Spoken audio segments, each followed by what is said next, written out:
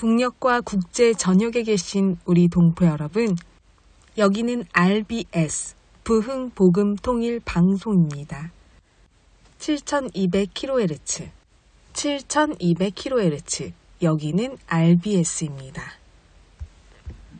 대한민국 헌법 제3조. 대한민국의 영토는 한반도와 그 부속 도서로 한다. 북한에 있는 동포 여러분도 헌법상 대한민국 국민입니다. 2026년 새해에는 북한을 포함한 모든 공산주의 이념에 동조하는 세력들이 무너지고 자유를 누리는 해가 되기를 소망합니다.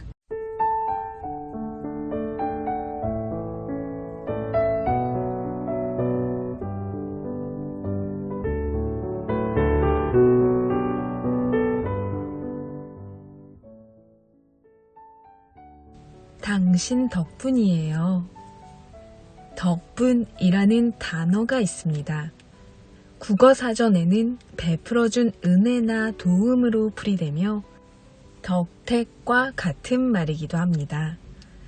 우리의 실생활 속에서 덕분은 행복을 나눈다는 의미이기도 하고 기쁨을 나눈다는 의미가 될 수도 있습니다. 덕분의 반대를 가진 단어로는 탓이라는 단어가 있는데 부정적인 상황에 주로 사용됩니다. 탓이라는 단어에는 누군가에 대한 원망의 의미가 있기도 하고 불평이나 핑계의 의미도 있습니다. 덕분이라는 마음으로 세상을 바라보면 내 주변에 좋은 일이 가득하게 만들어주지만 탓이라는 생각으로 세상을 바라보면 불행이 그림자처럼 따라 붙습니다.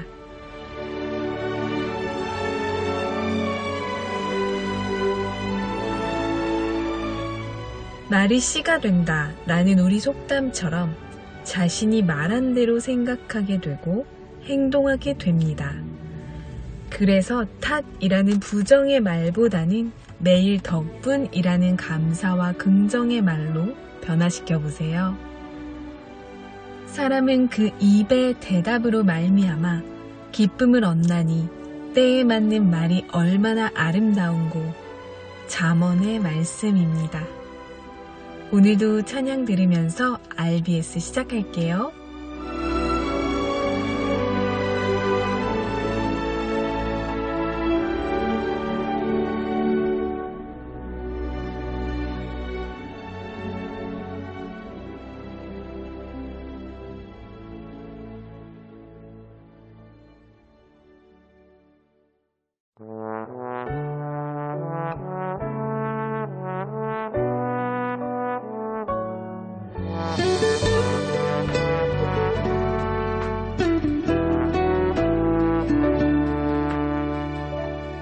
오늘 숨을 쉬는 것 감사, 나를 구원하신 것 감사, 내 뜻대로 안 돼도 주가 인도하신 것 모든 것 감사, 내게 주신 모든 것 감사, 때론 가져가심도 감사, 내게 고난 주셔서 주 뜻 알게 하신 것 모든 것 감사, 주님 감사해요. 주님 감사해요. 내가 여기까지 온 것도 은혜입니다. 주님 감사해요. 주님 감사해요. 나를 사랑하신 주 사랑 감사합니다.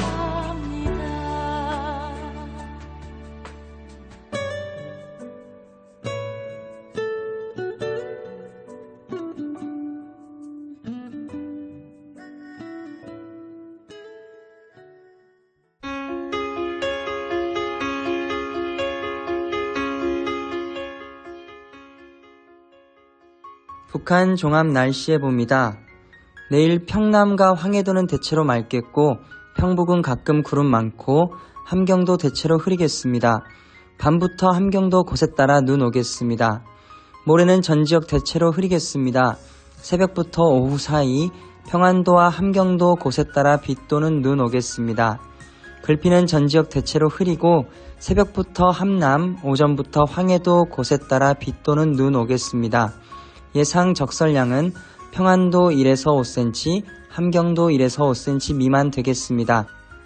예상 강수량은 평안도 5mm 안팎, 함경도 5mm 안팎 되겠습니다. 지역별 날씨예보입니다. 평안남도 평양. 내일 날씨 맑겠습니다. 모레는 구름 많고 날씨 흐리겠습니다. 글피는 날씨 흐리겠습니다. 최저기온 영하 2도에서 최고기온 13도까지 오르겠습니다. 평안남도 신의주. 내일 날씨 맑다가 흐려지겠습니다. 모레는 날씨 흐리겠습니다. 글피는 구름 많고 날씨 흐리겠습니다. 최저기온 영하 1도에서 최고기온 10도까지 오르겠습니다. 황해도 해주. 내일 날씨 맑겠습니다. 모레는 구름 많고 날씨 흐리겠습니다.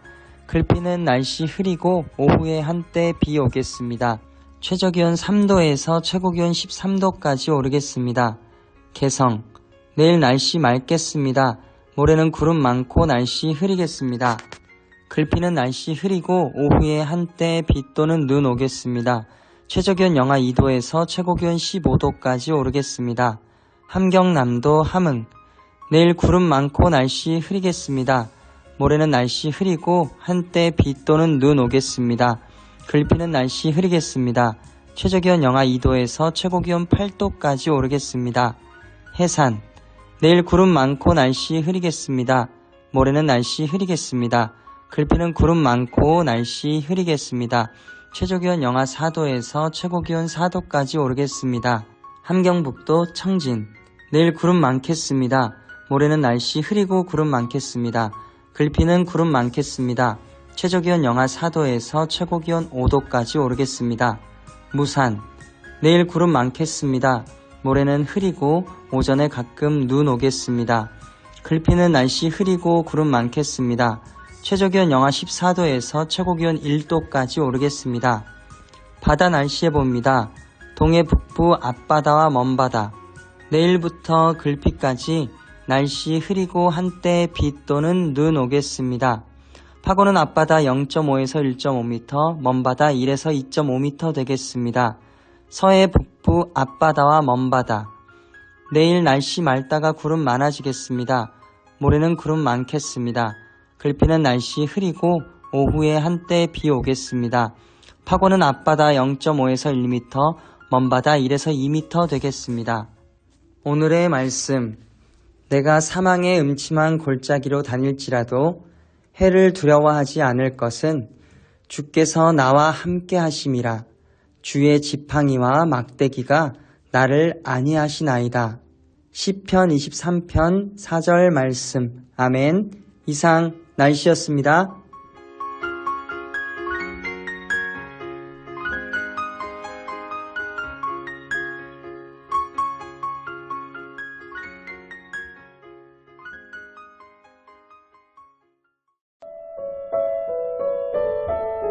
여기는 RBS 부흥복음통일방송입니다.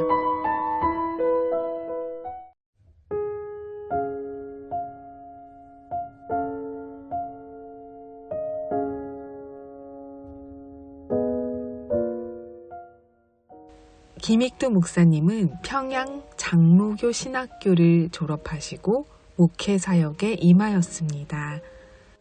1874년 황해도 안악에서 출생했고 1950년에 생을 마감했습니다. 복음이 없던 땅에 복음의 빛이 비춰지면서 한국 교회사에는 한 사람의 회개가 한 시대의 부흥으로 이어진 놀라운 증언들이 많습니다. 특히 김익두 목사는 그 대표적인 인물입니다. 사람들이 이름만 들어도 피하던 포악한 깡패가 예수 천당을 외치며 거리를 누비는 복음의 전도자가 되었고 마침내 순교로 생을 마친 인물입니다. 그의 삶은 회개가 무엇인지, 거듭남이 무엇인지를 가장 극적으로 보여주었습니다. 김익두 목사는 1874년 11월 3일 황해도 안악군의 유복한 가정에서 김응선의 외아들로 태어났습니다. 아버지의 기대 속에 과거 시험을 목표로 주경야독하며 한문을 익혔습니다. 그러나 6년의 노력을 했지만 결과는 과거에 낙방합니다. 이 실패의 충격이 가시기도 전에 1886년 아버지가 세상을 떠나는 비극을 겪으며 그의 인생은 깊은 허무와 방황으로 빠져들었습니다. 삶의 의미와 영원을 고민하며 아버지의 묘를 찾는 것이 일상이 되었고, 이후 상업에 종사하다가 사기까지 당하면서 그의 삶은 급격히 무너졌습니다. 날마다 술에 빠진 그는 칼을 들고 다니며 사람들에게 행패를 부리는 악명 높은 깡패가 되었습니다. 황해도 안악 일대에서는 김익두가 나타났다 라는 말만 들어도 사람들이 각자 숨을 정도였습니다. 경찰조차 그를 제압하지 못했고 오히려 피습당할 만큼 그의 폭력성은 극에 달해 있었습니다. 그런데 어느 날 그의 인생을 바꾼 사건이 찾아옵니다. 노방전도를 하던 여선교사, 외국인 선교사 스완론 선교사를 만난 것입니다. 김익두는 처음부터 복음을 받아들이지 않고 거칠게 대했지만 이후 그 전도지로 인해 베드로전서 1장 24절에서 25절 말씀을 읽게 됩니다. 그러므로 모든 육체는 풀과 같고 그 모든 영광은 풀의 꽃과 같으니 풀은 마르고 꽃은 떨어지되 오직 주의 말씀은 세세토록 있도다 하였으니 너희에게 전한 복음이 곧 이 말씀이니라. 영원한 것이 과연 있는가? 라는 질문이 들어오기 시작하는 순간 김익두 목사는 복음을 갈망하게 됩니다.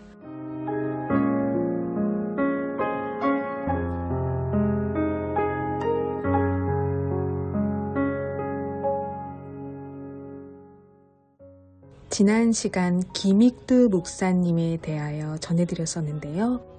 오늘은 공산 정권이 수립될 당시 김익두 목사님이 전한 말씀과 그의 목회 사역에 대한 드라마를 우리 동포 여러분께도 전해드립니다.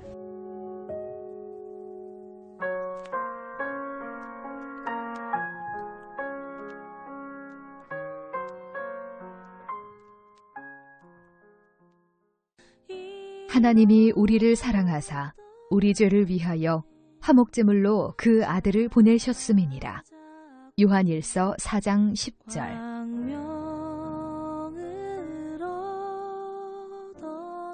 다시 이렇게 만날 수 있을 줄은 상상도 못했습니다. 이젠 이 세상을 떠난 후에나 볼 수 있을 줄 알았습니다.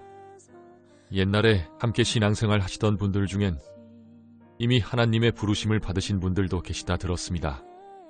다시 한번 뵙고 싶었지만 이제 이 땅에서는 영영 볼 수가 없고 부활 후에나 뵐 수 있을 듯 싶습니다. 오늘은 공예배가 있는 날은 아닙니다. 하지만 이 시간 다 같이 기도했으면 합니다. 나라의 지도자가 잘못되면 온 백성들이 괴롭습니다. 이 나라에 하나님을 섬기는 의로운 지도자가 세워지도록, 그리하여 외세의 영향을 받지 않고 강한 나라가 되도록 천지 만물을 창조하시고 다스리시는 하나님께 다 같이 기도하겠습니다. 하나님, 이 나라, 이 민족 36년 동안의 일제의 지배하에서 해방시켜 주심을 감사드립니다. 원하옵기는 이 나라에 하나님을 섬기는 의로운 지도자가 세워져서 하나님의 말씀 안에서 이 나라를 다스리게 하여 주옵소서. 오직 하나님만을 섬기는 귀한 나라가 되도록 도와주소서.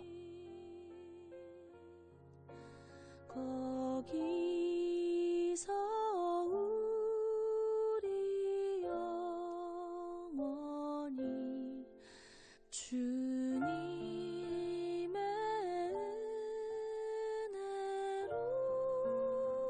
은혜로 신탁통치가 뭐야? 아, 강대국들이 38선을 그어놓고 이북을 쏘려니 이 남은 미국이 다스리라는 거라잖아. 그럼 일본 놈들이 다스리는 거랑 뭐가 달라? 그러니까 저렇게 시위를 하지. 시위를 하면 달라질까? 힘없는 나라에서 소리만 꽥꽥 지른다고 뭐가 달라지겠어? 살면서 주 찬양하리라. 북조선을 소련에 포함시킬 수는 없지만 최소한 우리 손안에는 있어야 하오. 그러려면 적당한 지도자를 내세워야 하는데. 조선족으로 우리 소련에서 훈련받은 대위가 한 명 있습니다. 대위? 고작 대위로 되겠소?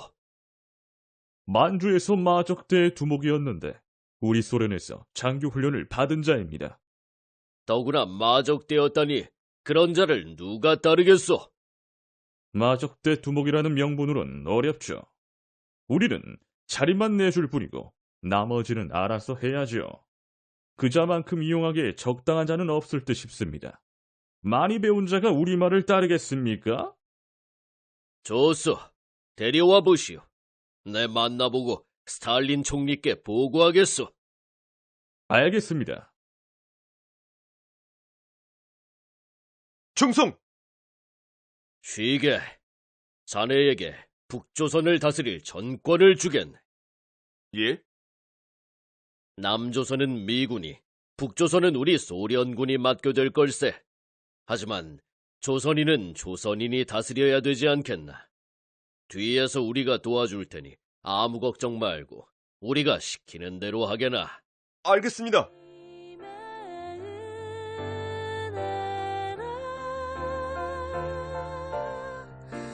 또 나를 장차 본향에 저 사람이 김일성 장군이야? 전에 그 이름을 몇 번 들은 적은 있었는데. 만주에서 독립운동을 했다던데. 김일성 장군은 별명이 백두산 호랑이로 지금은 70살이 넘은 걸로 아는데. 그럼 저 사람은 누구야? 그러게.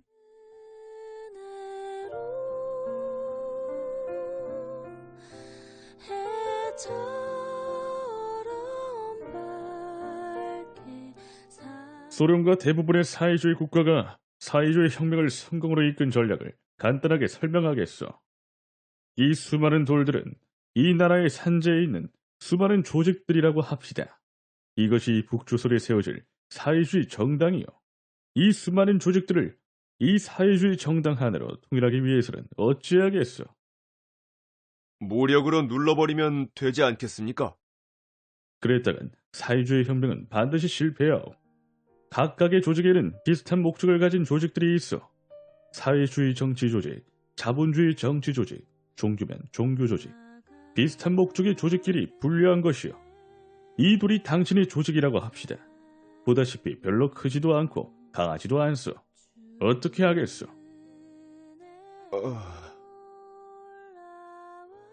일단 가장 강한 조직, 이 조직을 없애야 하오. 그러려면 무슨 방법을 동원하든 옆의 조직과 합치시오.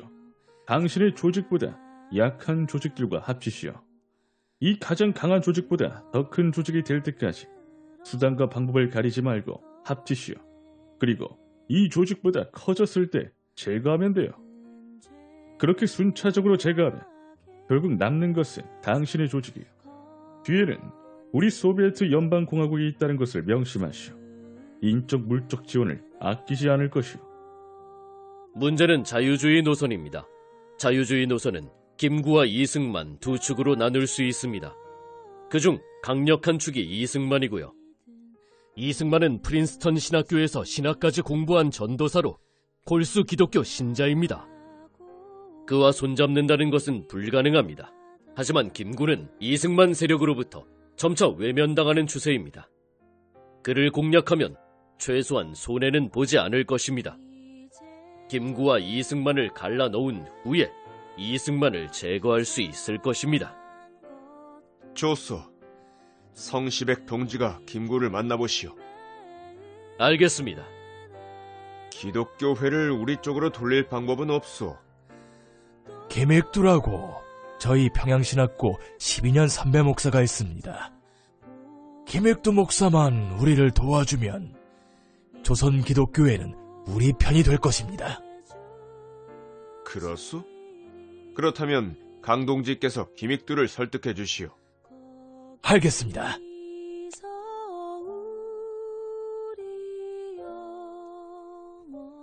이전에 나를 인도하신 주 장래에도 내 앞에 항상 출령당할 때 도우소서. 밤지나고 저 밝은 아침에 기쁨으로 내 주를 만나리.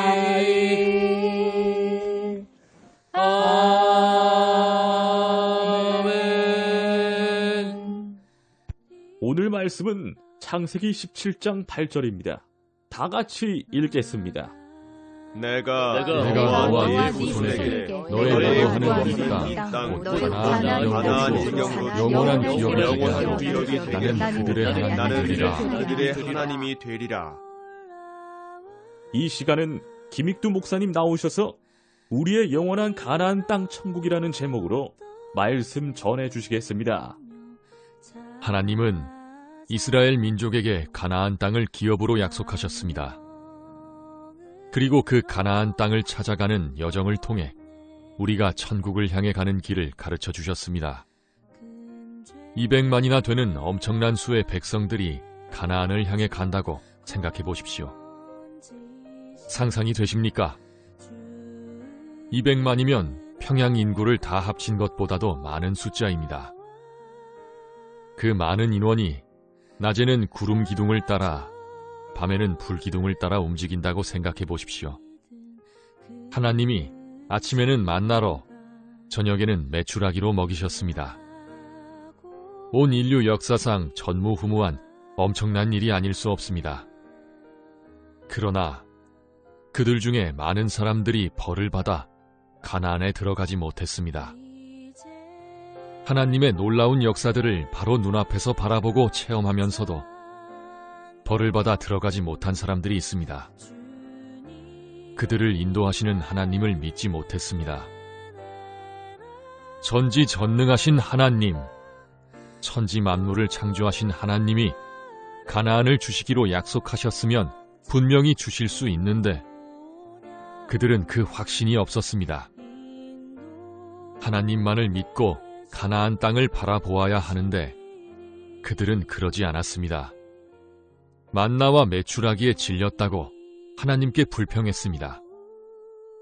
종살이하던 애굽을 그리워했습니다.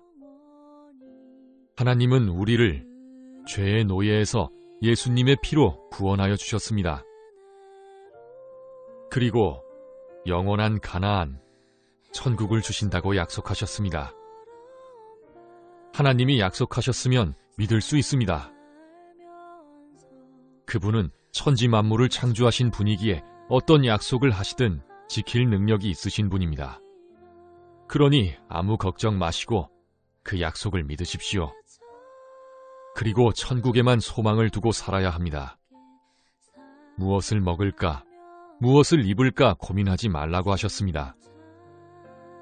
그보다 어떻게 하면 하나님을 위해, 하나님 나라를 위해 일할까 고민하라고 하셨습니다. 어떻게 하면 죄인들에게 죄인의 길에서 의인의 길로, 영원한 죽음에서 영원한 생명의 길로 인도할까 고민하십시오. 저 하나님 나라를 향해 가는 우리에게 이곳은 광야입니다. 광야 한복판에서 무슨 부귀영화를 꿈꾸며 살려고 하십니까? 오직 하나님의 말씀만을 믿고 하나님 나라를 위해 일하며 나아가야 합니다. 그곳에 이를 때까지 마음을 놓아서는 안 됩니다. 그리할 때 훗날 영원한 가나안 땅인 천국에 이르게 되면 지금의 고난은 아무것도 아니었다고 고백하게 될 것입니다. 오늘 말씀 다 같이 읽고 마치겠습니다. 내가 너와 네 네 후손에게 너의 거하는 이 땅, 곧 가나안 영광으로 영원한 기업이 되게 하고 나는 그들의 하나님이 되리라. 김익두 목사님은 새벽에 은밀히 하나님 앞에 기도하는 것과 신구약을 2장씩 숙독할 것과 하루 3번 가정 예배를 드릴 것을 강조하셨다고 합니다. 또한 철저히 성경을 읽고 성경대로 믿는 생활을 몸소 실천했는데 하나님께서 그를 이적의 사역자로 삼으신 것은 이런 믿음의 그릇이 있었기 때문입니다. 그는 150여 곳의 교회를 세웠고 설교 횟수 28,000번, 새신자 28만 명, 병 치유자가 1만여 명이었고 그의 감화로 목사가 된 사람이 200여 명이었는데 그중 이성봉, 주기철, 김재준 목사 등 한국 교회사에 위대한 발자취를 남긴 사람들이 많이 있습니다. 일제시대에 신사참배를 거부하여 사경에 이르도록 고문을 당했고 목사직을 박탈당했습니다. 광복 후에도 목회를 계속할 수 있었지만 6.25 한국전쟁 때 교회당에 모여 예배를 드리다가 공산당에 의해 교인들과 함께 순교당했습니다. 김일성의 남침으로 인해 순교당한 목사 중 한 분이었습니다. 그의 순교는 미랄이 되어 한국교회를 부흥하는 데 일으켰고 북한으로부터 복음이 전해진 한국에서 교회를 세우는 귀한 열매가 되었습니다. 북녘동포 여러분, 주님 안에서 정말 많이 사랑합니다. 저는 다음 주 월요일 밤 11시에 또 찾아올게요. 서울에서 방한나였습니다.